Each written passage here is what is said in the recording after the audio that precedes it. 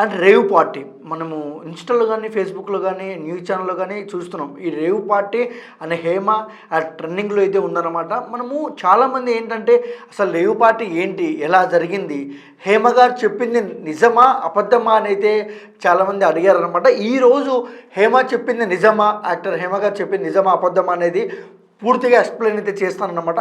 At same time మనం చూసుకున్నట్టే అయితే బెంగళూరులో ఒక గెస్ట్ హౌస్లో అయితే అండ్ రేవ్ పార్టీ అయితే జరిగిందనమాట. దాదాపు 100 మంది పైగానే ఈ రేవ్ పార్టీలో అయితే పాల్గొన్నారనమాట.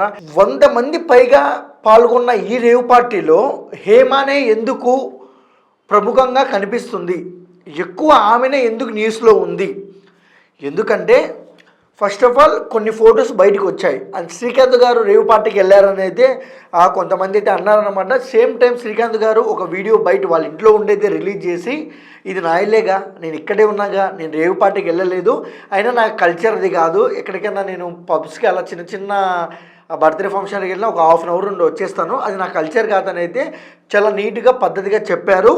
అండ్ సేమ్ టైము అది కాదని ప్రూవ్ అయింది. ఎందుకంటే మన శ్రీకాంత్ గారు ఉండేది మన ఫిలిం నగర్లో, అండ్ మీడియా వాళ్ళు అక్కడికి వెళ్ళి బయట తీసుకున్నారు కాబట్టి ఓకే అనేది తెలిసింది. కానీ ఆ సేమ్ టైము హేమ గారు ఒక వీడియో రిలీజ్ చేశారు. శ్రీకాంత్ రిలీజ్ చేసిన కొంత టయానికి రిలీజ్ చేసి, నేను రేవ్ పార్టీకి వెళ్ళలేదు, నేను ఒక ఫామ్ హౌస్లో అయితే నేను చిల్ అవుతున్నాను అనమాట, నాకు ఎటువంటి పోలీసు వాళ్ళు ఎవరు నన్ను ఏం పట్టుకోలేదు, నేను ఎక్కడికి వెళ్ళలేదని డీటెయిల్గా ఎక్స్ప్లెయిన్ చేశారు. కానీ కట్ చేస్తే బెంగళూరు పోలీసు వాళ్ళకైతే చాలా కోపం వచ్చేసింది అంట భయ్య.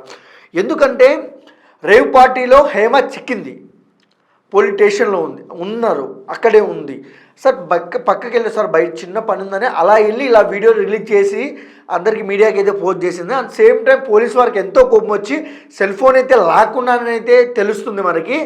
అండ్ ఈ విధంగా ఎందుకంటే ఒకటి మనం ఆలోచించాల్సిన విషయం ఏంటంటే, సరే రేవ్ పార్టీకి వెళ్ళింది ఓకే, నో ప్రాబ్లం, ఎందుకంటే అది కల్చర్, హయాంగా సిటీ కల్చర్, సరే అందరితో పాటు వెళ్ళింది ఓకే.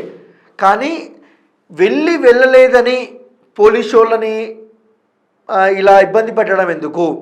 అంటే పోలీసు వాళ్ళు ఈమె బయట రిలీజ్ చేసిన ఒక గంటకి సేమ్ ఫొటోస్తో సేమ్ కాస్ట్యూమ్స్తో ఒక ఫోటో రిలీజ్ చేసి మాకు రేవ్ పార్టీలో చిక్కింది హేమ అనేది పోస్ట్ చేశారన్నమాట, చెప్పారన్నమాట.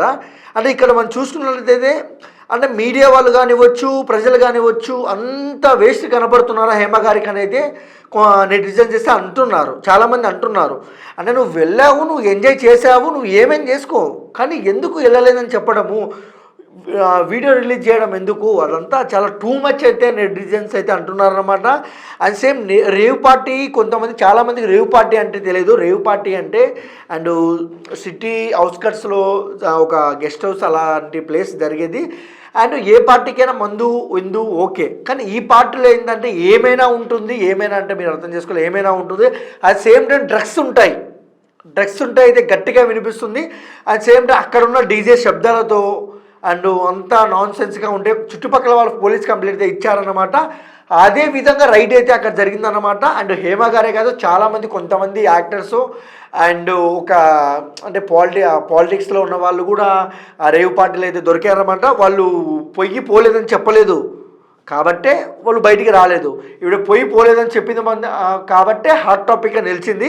కానీ చాలామంది ఏమంటారు అంటే హేమ చేసింది చాలా తప్పు అనేది అంటున్నారు అన్నమాట. సేమ్ టైం హేమ గారు చేసిన తప్ప రైటానో మీ అమూల్యమైన సమయాన్ని మాకు కేటాయించి కామెంట్ సెక్షన్లో కామెంట్ తెలపండి. మళ్ళీ ఏదైనా అప్డేట్స్ కావాలన్నా ప్లీజ్ మా ఛానల్ లైక్ చేయండి, షేర్ చేయండి, కామెంట్ సెక్షన్లో మీ అభిప్రాయం తెలపండి.